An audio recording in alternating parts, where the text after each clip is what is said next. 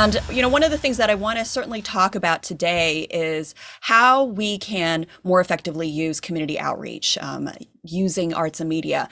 And I come from this in a space where I think I came from a traditional missions mindset. I grew up in a Southern Baptist church, went to Mexico on missions as my very first missions trip. And so, we went to the people, we brought, songs about Jesus to children. We administer healthcare. We did kind of those traditional things. And when I discovered that ACT was kind of this out of the box ministry, it made me kind of rethink missions a little, because when I started doing music ministry, which is where I started with ACT, I was leading worship, and I was, doing evangelistic concerts. And as kind of my ministry evolved, I started to think a little bit differently about how to interact. And not to say that what happened in the past or those methods of missions is wrong, because that's perfectly valid and perfectly effective. But there are new ways that I wanted to explore as I evolved. And certainly in this pandemic world and post-pandemic world, I think all of us have had to pivot and had to rethink what it means to do community outreach. And so that's kind of the space that we're starting from. I'm going to share my screen. And one of the things I'd love to kind of see while I get my screen up here is in the chat, if you could tell me a little bit about like what area of the arts you're involved in. Are you in music? Are you in theater? Are you with a church? I'd love to see in the chat if you can just type in the different disciplines, because in a real world setting, I would poll everybody in the room to like raise their hand, but we're gonna do this like the virtual way. So it'd be great. Yes, we got some musicians, writers, actors, are there people in film, pastors? Yes, I love seeing this. This is great. I love seeing all this, go ahead and type in the chat. Oh, we got such a variety here. Painters, worship leaders, theater, vocalists, mentoring. Yes, this is great. Oh, I love this. Visual arts for families in China. Yes. And, hi, Matt and Joanna. I love this. This is awesome. This is great to see the variety of arts here. So that helps me as we kind of go on this discussion, because what I hope that I am able to share is applicable to all the different disciplines that everybody is involved with here. I happen to mention that I started in music. I'm going to tell a little bit about our journey and how we ended up transitioning into the world of documentary film. And is my screen sharing right now? It is, but I don't think it's on the right thing. So let me restart the screen sharing 1 second here. Okay. Sorry, apologies for that. You know how that goes, technical issues. All right, so I am going to share, here we go. I'm sharing the right screen now. And I am going to start my slideshow, if I can do this. Play from the start. All right, now I think it's working. So here we go. This is me, and this is a little bit of our ministry. We are committed to mobilizing a new generation of mission-minded believers of diverse racial and cultural backgrounds. I love what Marcus just shared in the previous session, because that is a lot of where our heart is, going into spaces that maybe, especially the Asian American community hasn't been in, and also to provide that representation. We love to reach the unchurched through film and music, and we also outreach and mentor to those working in the entertainment industry. And that is my husband pictured in this photo with me. He is a rapper, I am a singer. They call us the Asian American Jay-Z and Beyonce. And my husband is also a staff member of ACT. And so, yes, he is so handsome. That is him lurking in the chat right now. So I started in the music side of things, doing itinerant music ministry. I've released 4 solo albums. I also was a TV host. I hosted a show on TBN's Youth Network called Top 3 with, among my many hosts, Rich Wilkerson Jr. I've also been a music composer for film and TV. I worked for the Oprah Winfrey Show for a couple years, and I've written music for video games and TV shows and film. And I partner, as mentioned, with my husband, only one. His rap name, Baldwin Chu, is his husband name. And he is a rapper that raps about dim sum, thermodynamics, because he was a mechanical engineer, and God. And so we have a very unique ministry in his with his music. And about 7 years ago, an interesting thing happened to us. We went to Mississippi and we went to go visit Baldwin's grandfather and great grandfather's gravesite. And what we uncovered was so much more than his family history. We ended up uncovering kind of the little known history about the Chinese in the Mississippi Delta during segregation. And one piece of that as well is how the church was involved in helping establish mission schools for the segregated Chinese, because the Chinese were also not allowed to attend white or even black schools in Mississippi. And so we discovered so many remarkable things through this journey that really became a testimony. And this kind of sent us on a whirlwind and a whole new world of ministry and thinking in new and different ways. In fact, we ended up partnering with so many different organizations, which I'll expand about in a moment, from all corners of the country, people that were not within our circle of ministry before. In fact, many of these organizations were non-Christian organizations. We partnered with over 100 museums, libraries, schools, even companies. And what we did with the short film in the last slide I showed, it started out with a 14-minute short called Finding Cleveland. And it ended up expanding into this feature-length film called Far East, Deep South, which was just shown on PBS this year. And God really opened a lot of different doors in this manner. And I think, the thing that is important here is I think a lot of times the church is afraid to work with, I think, non-Christian organizations. And so we're going to share a little bit more about, how strategic partnering with organizations, whether they're Christian or non-Christian, can really open up your ministry reach. It's pretty amazing to think that we've shown our film at the United States in a pre-pandemic world. Finding Cleveland, we got to show it at the U.S. Department of Education in D.C., at the Grammy Museum in Mississippi, at different libraries, and now in a pandemic world, we've been able to be in a virtual space where we've even shown our film to corporations and their employee resource groups at like Google and Apple, and public schools and universities like UCLA, which is my alma mater, which did a partnership with Vanderbilt out in Nashville, where I know many of you are currently. And so we're going to talk a little bit more about what that journey looked like, but also some of the things that you can do to apply and think. And so hopefully this will catalyze a lot of different thoughts and a lot of different ways that your ministry and how you can use arts and media to really reach the community. So this is our film, and I'm going to actually queue up our trailer right now and stop share screen. So that you have a sense of giving the context for our conversation of what we're going to talk about some more. And where did my trailer go? My trailer just disappeared. So let me grab that. Actually, if I can, Baldwin, are you in a position to be seen on screen? I'm going to have Baldwin interject here while I try to figure out what happens to my video here. Baldwin, if you can share a little bit about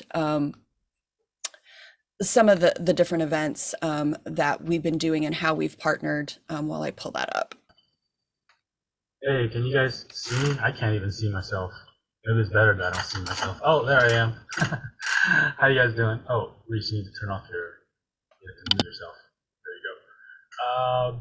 Hey, so I guess Larissa is looking for our trailer, and some of the things we just did actually is I came back from the University of Kentucky, so bummer I didn't see Matt, Joanna out there in Kentucky, but it was a great experience because it was a non-Christian event. It was a school education event, and it was actually an event where they had the Institute for Black Studies join with the Initiative of Chinese Studies, and they invited the entire campus and everyone, including the public, to join on campus to watch our film, Far East, Deep South. And that actually naturally brought up stories of not only racial reconciliation, but we had a chance to share a little bit about faith in that environment, especially when we were talking about how the church was instrumental in helping the Chinese go to school. So it opened up natural conversations, and people were very open to that.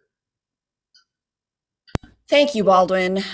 You are a great tool for helping me stall and also being informative. So, without further ado, let me show you the trailer to Far East Deep South.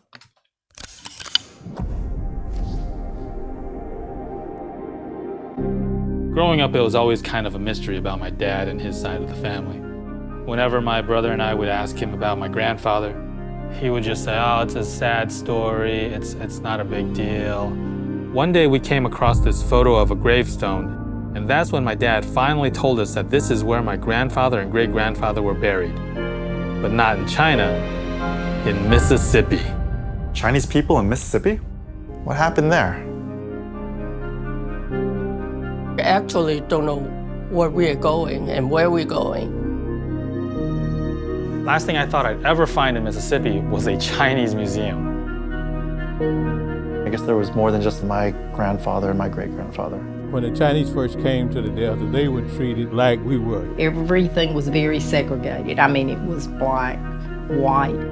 We were just really in the middle. I had to attend a segregated one-room schoolhouse. Growing up, I read about segregation, and I thought that it only affected the black community. I just didn't really think that it would happen to the Chinese too. What? Great-grandpa! Oh my God.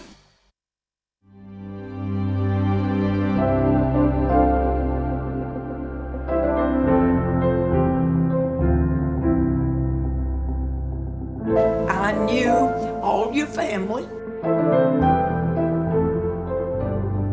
It is so important for people to know what happened with the Chinese Exclusion Act and how it affected Chinese Americans throughout the nation, including the South.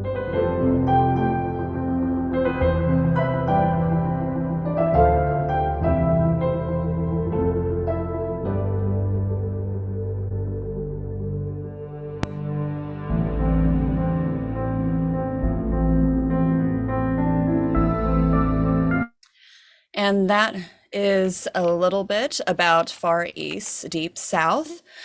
I'm going to back up and tell you the story because I gave you a little bit of the, wow, it's amazing. We partnered with over 100 organizations to show not just Far East Deep South, but Finding Cleveland, our previous short film. And the story didn't start out so smoothly, and especially with the church. So we started our journey actually with a Christian film festival called 168 Film Festival, which some of you may be familiar with. We had our world premiere there with our short film Finding Cleveland. And then we started to submit it to some non-Christian film festivals. And we got accepted to several of them and got such a great response to the short film, which is what led us to want to do a feature film, that there was interest in the story. And more importantly, even with the film festivals, these were, all secular film festivals. And we would have people coming up to us after screenings where they would ask about Baldwin's family and how they became Christians. And that was very eye-opening to us in some sense where, we didn't necessarily think it was a unique thing to be Christian, but we kind of forget that people have the stereotype of what a Christian looks like, and they think of a white person. And because we were of Asian descent, people thought, oh, wouldn't you be Buddhist, or wouldn't you be ancestor worshipers? Or, they thought it was interesting that our families were Christian. And, those of us in the Christian community know that the body of Christ has a lot of Asian believers in it. And yet the media doesn't portray it that way. And so there's this misperception. So it opened up a lot of conversations for us. And so we ended up submitting to more secular film festivals because we realized it was an opportunity for us to be able to have these types of conversations. And without giving too much away, there's some surprises in the film. There's a very key book that we find that is very tied to God. Hint, hint. Those of you who've seen the film will know what that is. And there's in the new film, Far East Deep South, we actually have my father-in-law's testimony in the film, and it's related to the fact that he grew up fatherless. And so there's a lot of Christian themes in it without being quote unquote a Christian film. But so with Finding Cleveland, our first film, even though we were like, we have Christian themes, we find a very significant book to Christians in the middle of Mississippi. And this is amazing testimony. And when we started the film festivals, we had such a great response. These are, again, non-Christians. After the film festival run, we had a lot of organizations that heard about our film and wanted to host screenings. And these were non-Christian organizations that were starting to like approach us about like, oh, we'd love to show your film because there was a historical value. And there's a lot of Asian American groups that were like, nobody knows about our history. We want to show the film.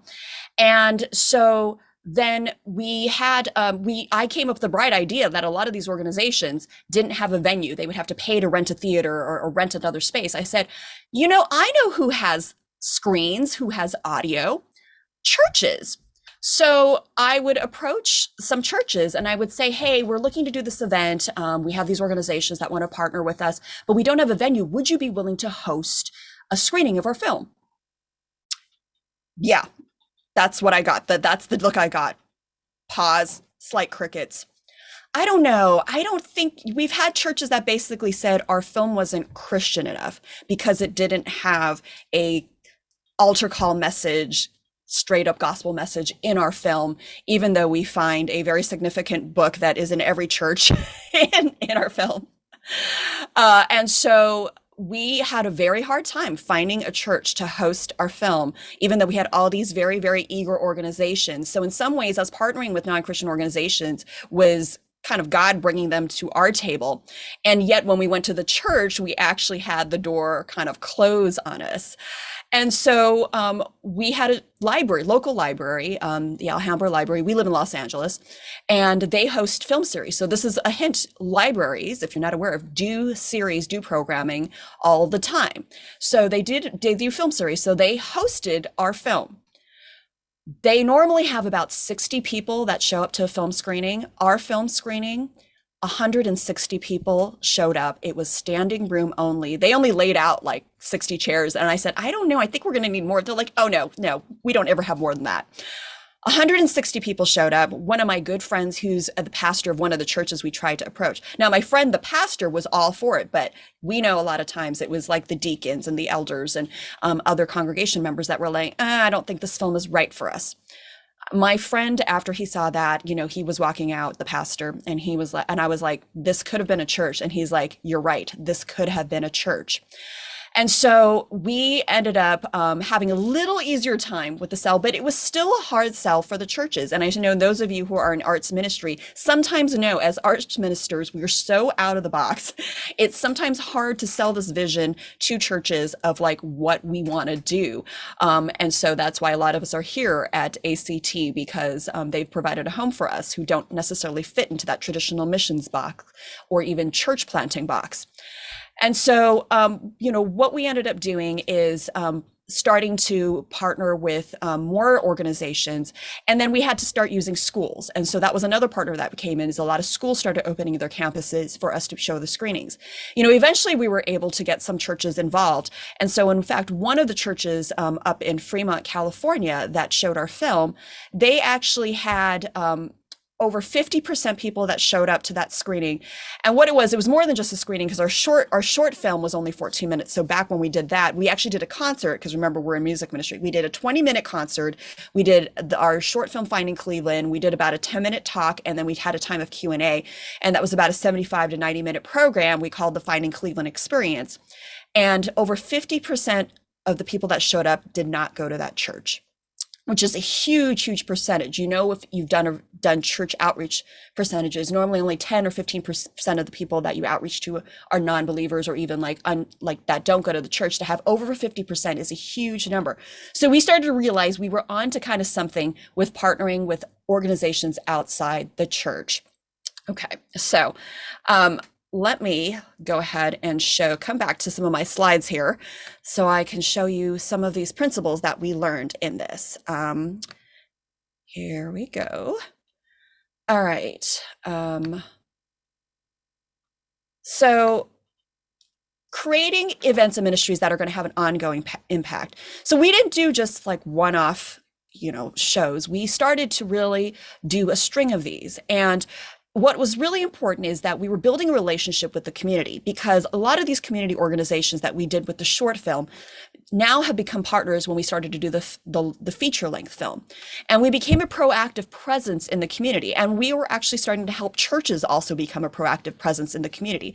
That the one church I mentioned that was up in Fremont, California, that had over 50% of the people show up that didn't go to their church, they also did a great job in using our event to outreach to community leaders. They invited school board members, they invited city council members, they invited the Sikh church that was across the street, the Muslim church that was across the street, the mosque that was across the street. They started to invite other members of the community and using that event as a means of reaching more people. So not only as your arts ministry is able to reach more people, but you can help churches to reach more people.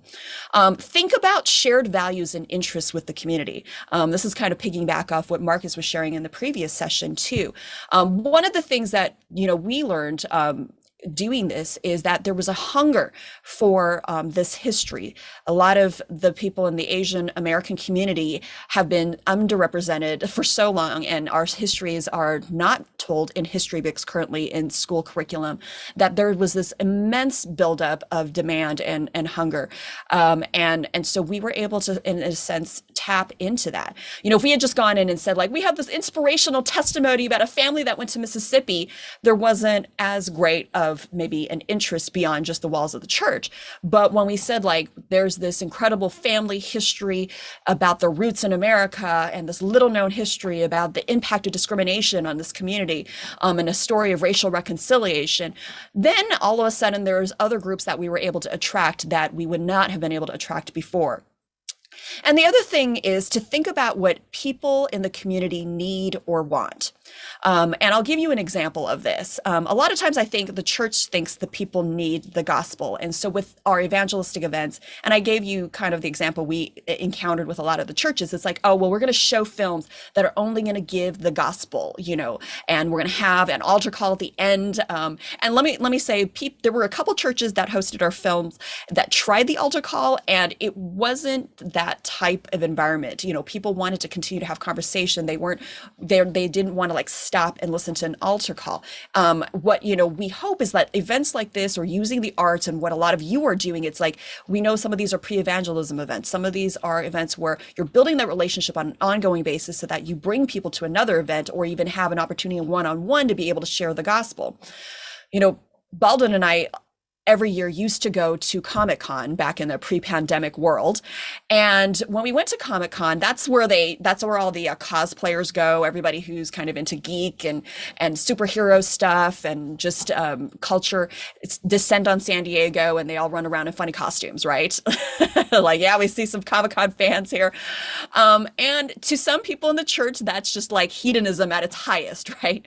But let me tell you, there's a lot of Christians, because I run into a lot of pastor friends of mine that go to Comic-Con, because a lot of pastors are geeks at heart, and there's even a Christian Comic Society. But outside of Comic-Con, there's always that one group of Christians that hold the yellow signs that say, the turn and burn type of signs, or they have the John 3:16 signs and and have the megaphones and street preaching. I'm not knocking street preaching, because I think there's a place sometimes for that, and it has been effective in some places. But by and large, we watch people go by. People are dressed up. They're there to have a good time. They're here to embrace their favorite comic book heroes. They're not there to listen to somebody tell them that they're going to go to hell if they don't receive the message of Christ. And so what sometimes the church thinks they need the gospel.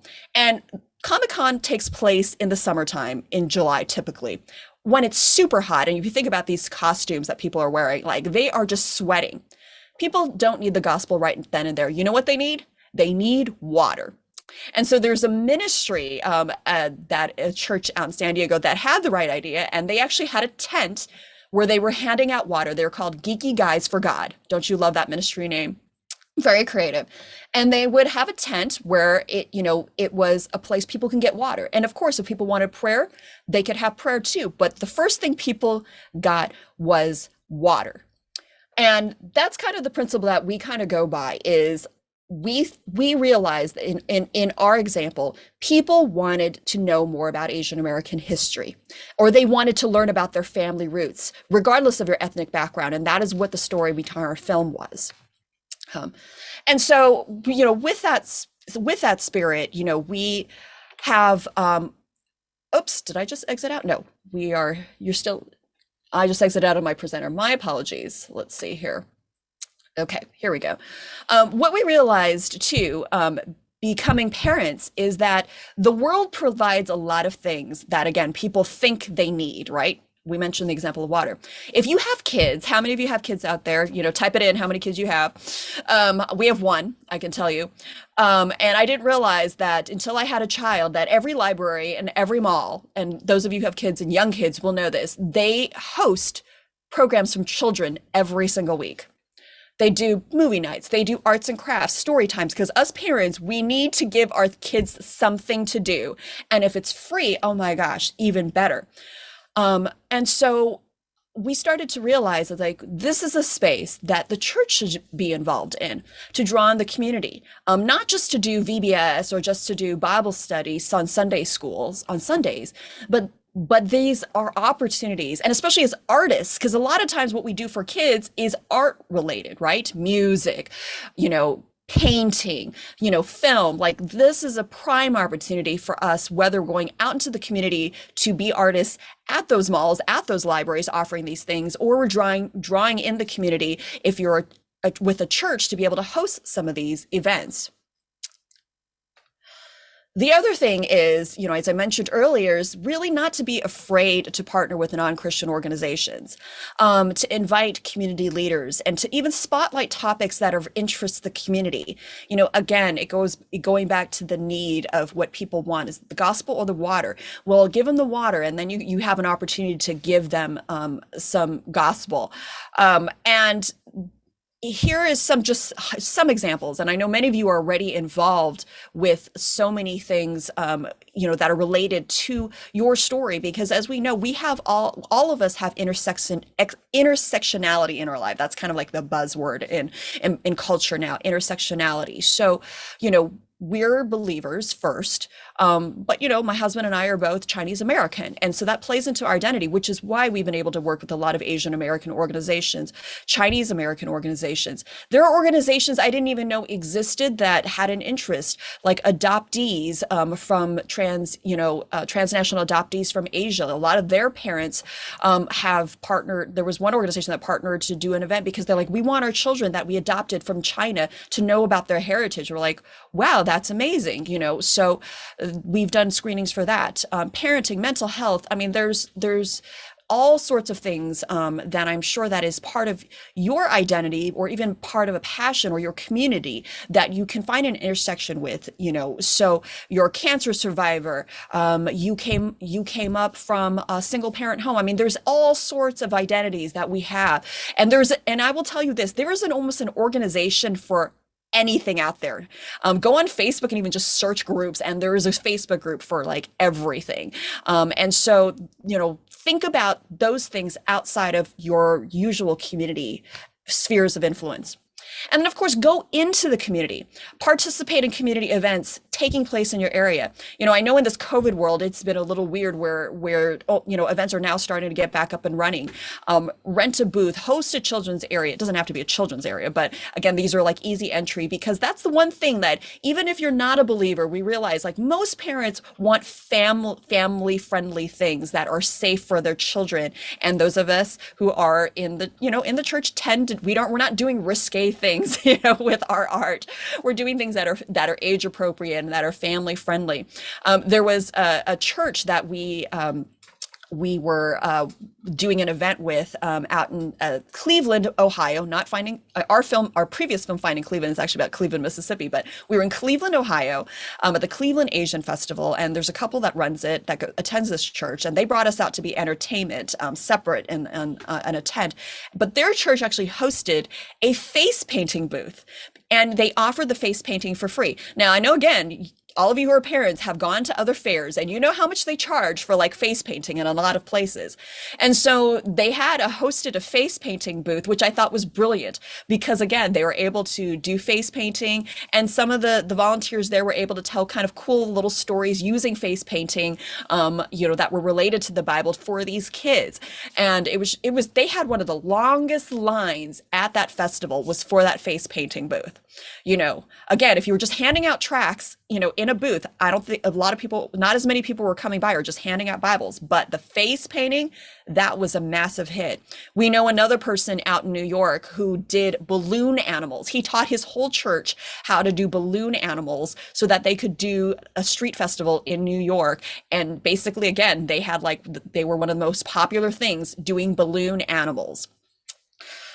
So hopefully these are starting to spark a lot of different ideas for you.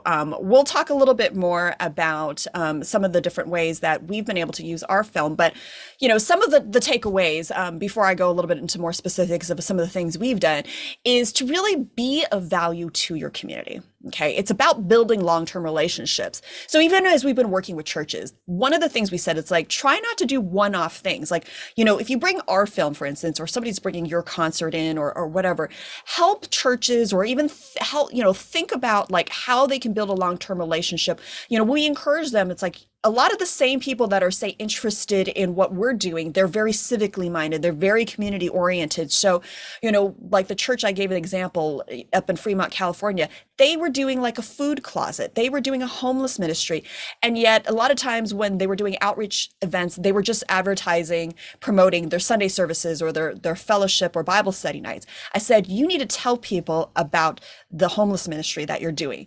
And if you're needing volunteers, guess what? This is a perfect opportunity for some of these people in the community that don't go to your church. They may want to find a place to volunteer, or even some of these community leaders, they can volunteer with you and serve alongside you and do these things.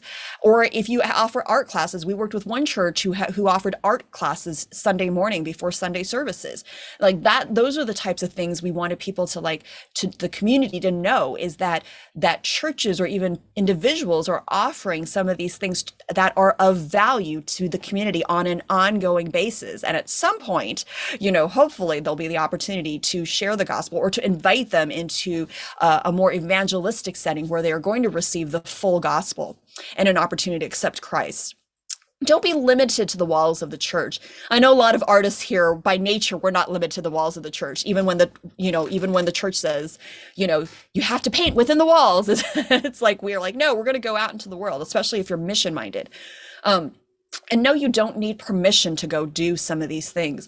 I told you what happened when we tried to work with the church initially. Now, again, I'm grateful for the churches that did come alongside us and partner with us. And I will say that a lot of times when you are doing something different and something new, it takes a learning curve. So now, several years later, we started this journey 6-7 years ago with that first rejection. Now we actually have churches coming to us in response to a lot of the things that are going on. And that's my last point, is look at the local and virtual needs. I'm going to stop sharing so I can talk with you so you don't have to look at the screen. But one of the things that was really interesting is in the wake of what has happened during the pandemic, my husband and I found ourselves being kind of the experts at being Asian American. We take that name from our good friend Russell Jung, who is the founder of Stop AAPI Hate and who is a believer as well. And all of a sudden, after a lot of the anti-Asian racism started sparking up because of the COVID fears and just attacks, our friend Dr. Russell Jung was on, I think, every news channel possible, and he was named Time Magazine's 100 most influential people just this past month. But he was, as he says, he's I was just a professional Asian American and I was the guy that they got. And Baldwin and I found ourselves in that intersection where we were kind of the professional Asian Americans to speak about this topic because of our film. And so, one of the people that contacted us after the Atlanta shootings earlier this year, the spa shootings, was the Crystal Bridges Museum in Arkansas. And they decided they were going to do kind of a discussion about race and anti-Asian, hate, and they invited us to become speakers about that. And they also ended up hosting a screening later on of our film, and we had churches coming out of the woodwork. Churches that normally that used to say no to us were going, we need to start this dialogue about racial reconciliation, because I know a lot of churches are very like social justice is very a taboo thing in some churches. And all of a sudden we had a lot of these conservative Chinese Baptist churches that were coming to us going like, we saw what happened with George Floyd. We don't know how to address this. People in our church are having questions. And our film happens to be talks about the intersection between the Chinese and the Black community in the segregated South, and how they live together, and how there was this community of mutual respect. And then of course, we were believers who were safe for them to have this conversation with. And so it was amazing how God just opened up a lot of different doors within the church and outside the church.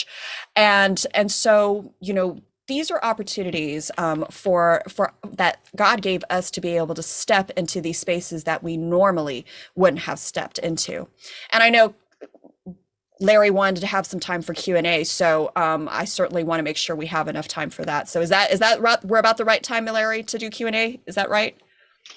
Yeah, sure. I've got a couple of questions for you here, and might spark some other thoughts from you. So great. So again, great. All the comments. I know you're kind of multitasking and looking at the chat some, but people have been very encouraged and challenged by what you shared. So thanks a lot. One of the questions, it's related to what you've talked about, but it's the age-old question. I've walked with you and watched your journey over the years. So do you have any suggestions that you can give to those of us who have great content but are finding opportunities? Should I get a booking agent, or what do I do? How do I get out there? Anything that you and Baldwin have walked through this journey over the years to build those kind of relationships and open up new opportunities? You shared a bit, but any other ideas or suggestions? Yeah, absolutely. That's a fantastic question. And I think one of the things is it is about relationships. I know it's such a cliche in the industry to say it's about who you know. And it really is about who you know a lot of times. You can have the best content, you can be the most talented person, but if you don't know anybody that knows that, then you kind of sit in silence or on your own computer, or you maybe try to put a video up on social media, only like 10 people view it. So why talk about the organizations? And leveraging some of that is starting, again, thinking outside the box of booking agents and concerts and, venues, or, even theater companies. Because I know sometimes it's very hard to break in, or like you've got to audition for something, right? With our film, we didn't wait for a distributor, even though eventually we did get a distribution. And even with our short film, I'll go with that because that's actually a better example of kind of this grassroots mentality of building your audience, is you have to kind of play the long game with this. Most people said you can't make money with a short film, and what can you do with the short film besides just throw it up on YouTube or, do some film festivals? I just showed you, we did over 100 community engagement events with our short film Finding Cleveland, touring the country.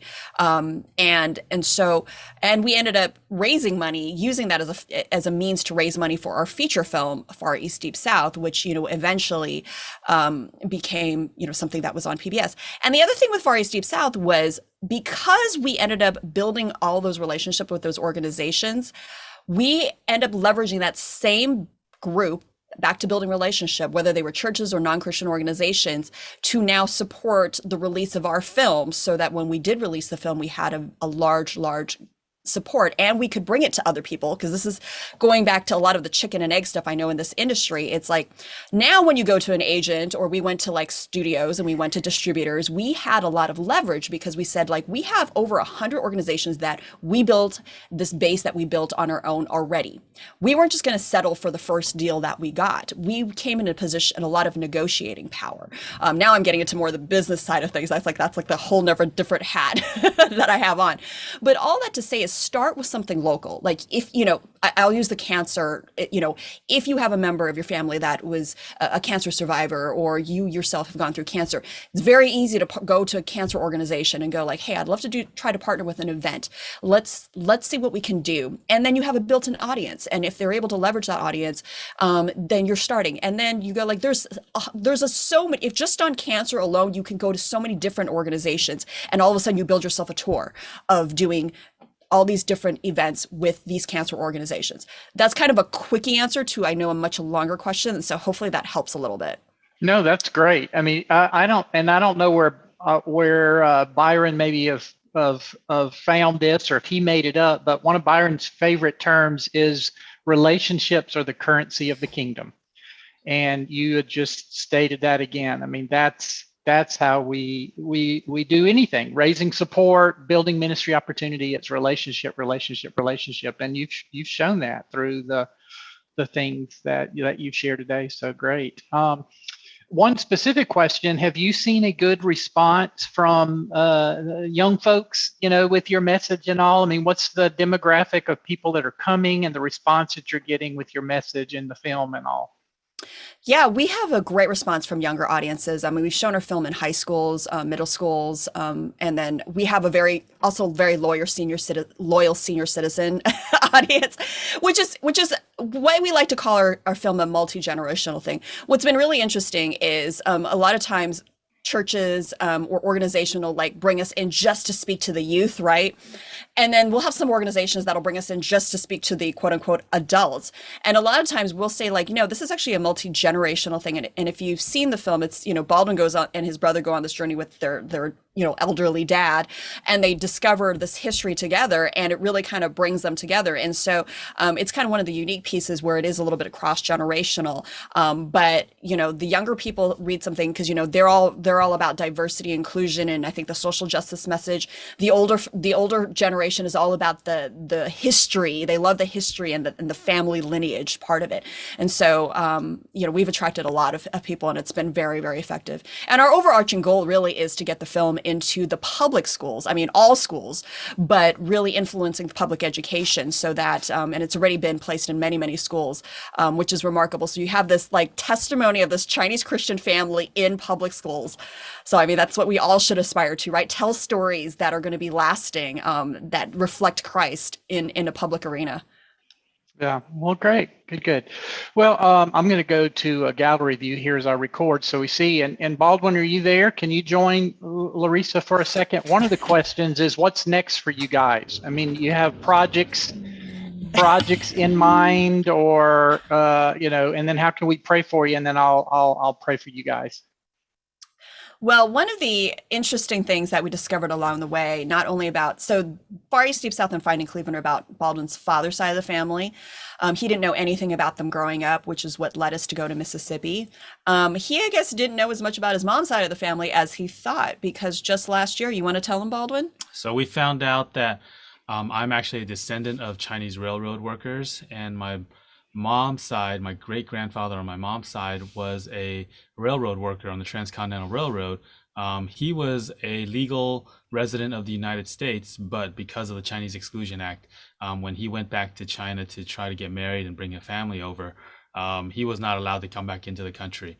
And so that's a new story that we're trying to figure out. It was he had a white lawyer that was really trying hard to bring him back to the U.S., but he had no luck because of the Chinese Exclusion Act.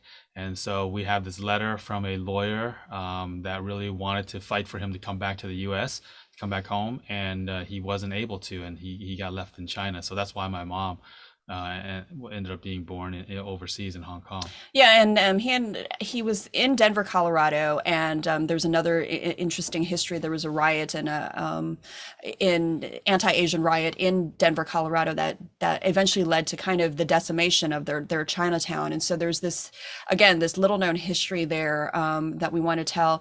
And there's also so many figures that are of Asian descent that are Christians historically. Doppelganger Mabel Lee is one of them, who was out in New York as part of the women's suffrage movement. There are a lot of ways and a lot of stories that we want to try to identify to be able to tell and be able to reflect again God's story within it. And so we've we don't just do Asian American stories, but certainly God has given us this space in terms of being Asian American professionals. and and so we're going to lean into that a little bit, but God's also open up some opportunities. I've got a first look deal with a film funding company, and we've been approached about several other projects. So if you could just pray for that, all on the non-Christian side, and just to be wise with what God wants us to do, and to continue to build those relationships. And yeah, we're trying to be good stewards. And you're still doing your music, right? Got some new music coming out from both of you? Hopefully we'll have more time to do that. We worked on another project with actually a woman that was kind of a team up with some other artists that is yet to be released, most of them are non-believers. And we're hoping to do some more music down the line. And our daughter, actually, she might be the new worship leader of the future. She's only 8, but. Great. Well, several people are asking about how to see the film. I know Baldwin listed several links. Guy just listed one in the chat. And then when I send out the information to everyone with the copies of all of this, we'll provide you all of their contact information and links to the film and things like that. We were going to show it tonight and have Baldwin and Larissa, kind of a Q&A after that, but just logistics, and the day's already got so long and all. So maybe we'll, they already said they'd love to do that again another time where we can show the film and just have a discussion. So yeah, we could definitely make it an ACT event in the future and just gather all of you guys back just for the film screening. I think we would love. I see. Yes, please. Yes, please. So we will definitely make that happen. So let me pray. Father, we thank you for this amazing couple. Thank you for just giving us a picture, just a show and tell of doing ministry and using the gifts, using our sovereign history, using the things that we have learned as we've walked through life, as we explore our family, all these things. I mean, just what a wonderful picture of the way you use us. So thank you for that. And just what a great piggyback to what Marcus shared. I mean, it's just amazing, Father, how you and Holy Spirit just orchestrates all these things to encourage us. So we just lift up Larissa, we lift up Baldwin, 2 very gifted individuals. Continue to bless their marriage, bless their family with their new little one. Well, not new anymore, but a little one, and just continue to use them, guide them into all the things that you have for them. We love you, Father. Thank you. In your Son's name, we pray these things. Amen. Amen. Thank you all for joining us this morning, and I'll be around. And yeah, feel free to reach out to me, or Baldwin, with any questions. Happy to try to answer questions. I know this was a very small amount of time, but hopefully what you got was is going to percolate some ideas in your head. Oh, it was great. Thanks a lot.